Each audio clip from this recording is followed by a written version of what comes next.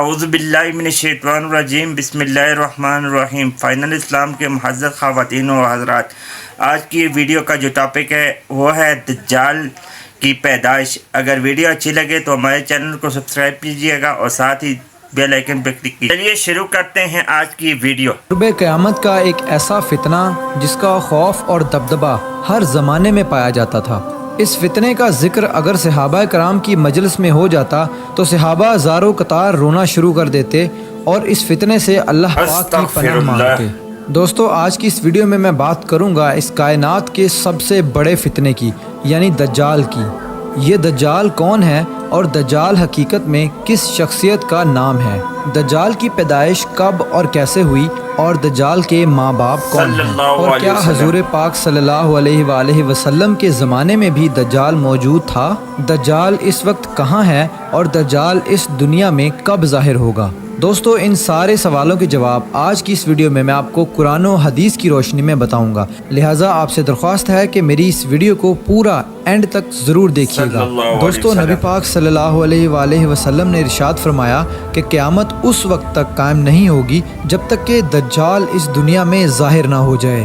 دجال کی ظاہری نشانیاں اور شکل و صورت کے بارے میں نبی پاک صلی اللہ علیہ وآلہ وسلم نے ارشاد فرمایا کہ دجال چھوٹے قد کا ہوگا اور وہ بدصورت ہوگا، اور وہ ایک آنکھ سے اندھا ہوگا اور اس کے دونوں پاؤں ٹیڑھے ہوں گے، اور اس کے جسم میں بہت زیادہ بال ہوں گے، اس کے سر کے بال گھنگریالے ہوں گے اور اس کا رنگ سرخ یا گندمی ہوگا، اور اس کی ناک طوطے کی چونچ جیسی ہوگی۔ اور دجال کی سب سے واضح نشانی یہ ہوگی کہ اس کے ماتھے پر کاف فا را لکھا ہوگا، جس کو ہر مسلمان پڑھ لے گا، چاہے وہ پڑھا لکھا ہو یا پھر ان پڑھ ہو، لیکن کافر اور فاسق لوگ اس کو نہ پڑھ سکیں گے۔ دوستو، دجال جب اس دنیا میں ظاہر ہوگا تو لوگوں کے سامنے وہ پرہیزگار بن کر رہے گا تاکہ لوگ زیادہ سے زیادہ اس کی پیروی کریں، لیکن اندر سے وہ کافروں کی طرح ظالم ہوگا۔ دجال سب سے پہلے نبوت کا دعویٰ کرے گا، جب اس کے ماننے والوں کی تعداد زیادہ ہو جائے گی تو اس کے بعد یہ خدائی کا دعویٰ کر دے گا۔ دجال ایک بہت بڑی سواری پر سوار ہو کر پوری روئے زمین پر گردش کرے گا۔ وہ سواری اتنی بڑی ہوگی کہ اس کی آنکھوں کا درمیانی فاصلہ 40 گز ہوگا۔ دوستو، دجال کے پاس بے شمار طاقت اور بے شمار مال و دولت کے خزانے ہوں گے۔ اس روئے زمین کی زیادہ تر نہروں پر اس کا قبضہ ہوگا اور اس کی اجازت کے بغیر کوئی بھی پانی نہ پی سکے گا۔ یہ لوگوں کو گمراہ کرنے کے لیے طرح طرح کی شودہ بازیاں دکھائے گا۔ یہ آسمان کو حکم دے گا تو وہ بارش برسائے گا، یہ زمین کو حکم دے گا تو وہ سبزہ اگائے گی۔ اس وقت دجال اپنے آپ کو خدا کہے گا۔ جو لوگ اس کے پیروکار بن جائیں گے ان کو یہ مالا مال کر دے گا اور وہ لوگ عیش و عشرت کی زندگی گزاریں گے، اور جو لوگ دجال کو خدا ماننے سے انکار کر دیں گے تو یہ ان کو قتل کر دے گا۔ دوستو، دجال بجلی سے بھی زیادہ تیز رفتار سے اس زمین کے اندر گردش کرے گا اور وہ دنیا کے ہر کونے میں جائے گا۔ اس وقت دنیا کے تمام کافر اور اسرائیلی لوگ اس کی حمایت کریں گے اور اس کی جماعت کے ساتھ شامل ہو جائیں گے، لیکن جو سچا مسلمان ہوگا وہ اس کو پہچان لے گا اور اس کو ماننے سے انکار کر دے گا۔ دجال پوری روئے زمین میں فتنہ اور فساد پھیلانے کے بعد مکہ مکرمہ اور مدینہ منورہ کی طرف روانہ ہوگا۔ جب یہ مکہ میں داخل ہونے کی کوشش کرے گا تو اس کو مکہ میں داخل ہونے سے روک دیا جائے گا اور آخرکار مکہ سے ذلیل و خوار ہو کر مدینہ منورہ کی طرف جائے گا۔ اس وقت مدینہ منورہ کے 7 دروازے ہوں گے اور ہر دروازے پر اللہ تبارک و تعالیٰ کی طرف سے ایک نگہبان فرشتہ مقرر ہوگا جو اس کو مدینہ منورہ میں داخل ہونے نہیں دے گا۔ اس وقت دجال مکہ اور مدینہ کے باہر کھڑے ہو کر ایک خوفناک چیخ مارے گا۔ اس وقت مکہ اور مدینہ کے اندر جو بھی لوگ منافقین ہوں گے وہ اس کی آواز سن کر باہر نکل آئیں گے اور دجال کے گروہ میں شامل ہو جائیں گے۔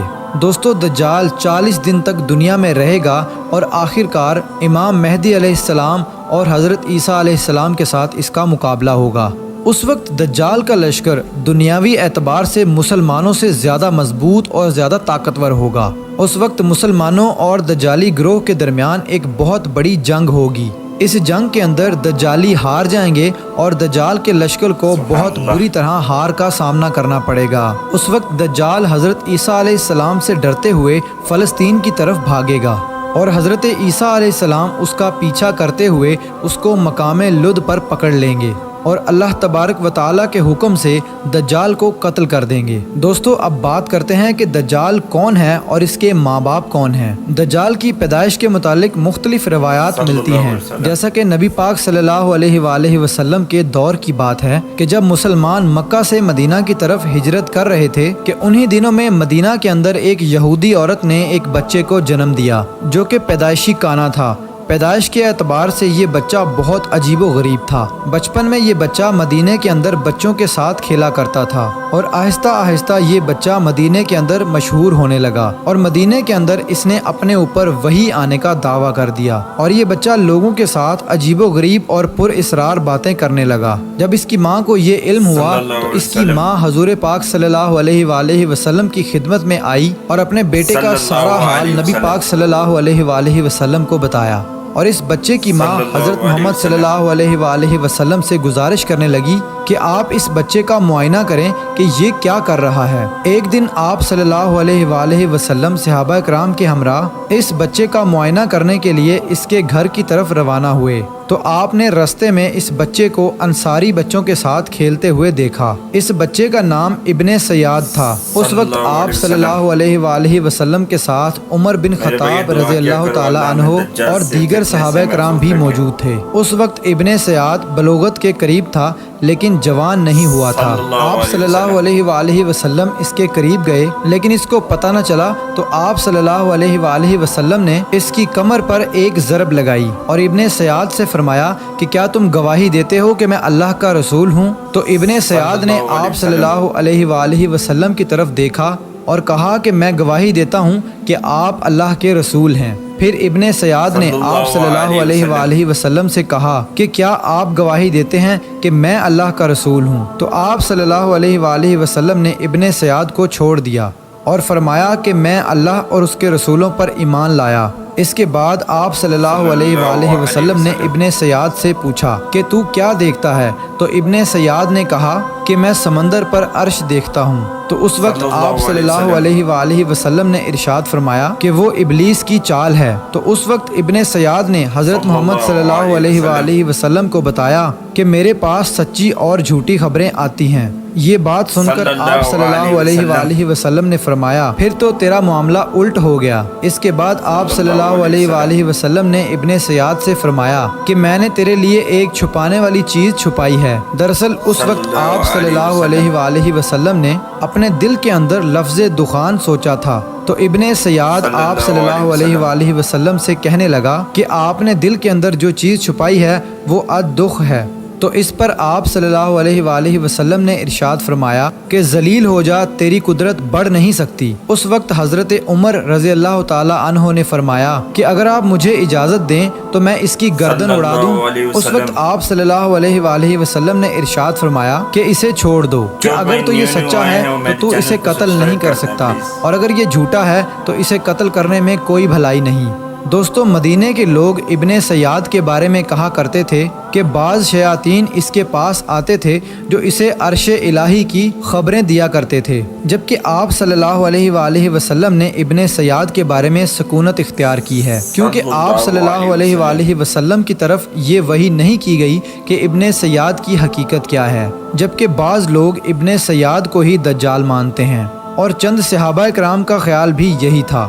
اور ایک دوسری روایت میں ملتا ہے کہ حضرت عمر رضی اللہ تعالی عنہ آپ صلی اللہ علیہ وآلہ وسلم کے سامنے ابن سیاد کو دجال کہا کرتے تھے، لیکن آپ صلی اللہ علیہ وآلہ وسلم نہ ہی اس بات کا اقرار کرتے اور نہ ہی انکار کرتے۔ دوستو ابن سیاد کے اندر ایسی بہت ساری نشانیاں موجود تھی جو کہ ہو بہو دجال کی نشانیاں تھی۔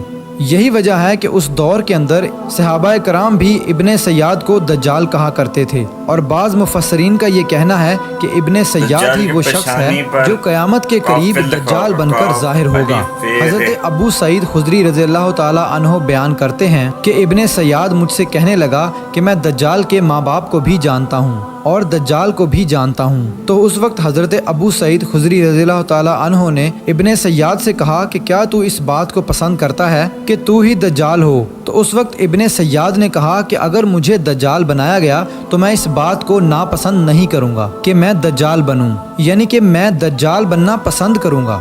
دوستو بعض مفسرین کا کہنا ہے کہ ابن سیاد دجال نہیں ہے، کیونکہ یہ بعد میں آپ صلی اللہ علیہ وآلہ وسلم پر ایمان لے آیا تھا، بلکہ دجال حضرت سلیمان علیہ السلام کے دور میں جنات اور انسانوں کے ملاپ سے پیدا ہوا تھا اور اس کے ماں باپ کو قتل کر دیا گیا تھا، اور دجال کو ایک جزیرے کے اندر قید کر دیا گیا اور انسانوں اور جنات کے ملاپ سے اگر آپ کو ہماری ویڈیو اچھی لگے تو ہمارے چینل کو سبسکرائب کیجیے گا اور ساتھ ہی بیل آئکن پہ کلک کیجیے گا۔ شکریہ۔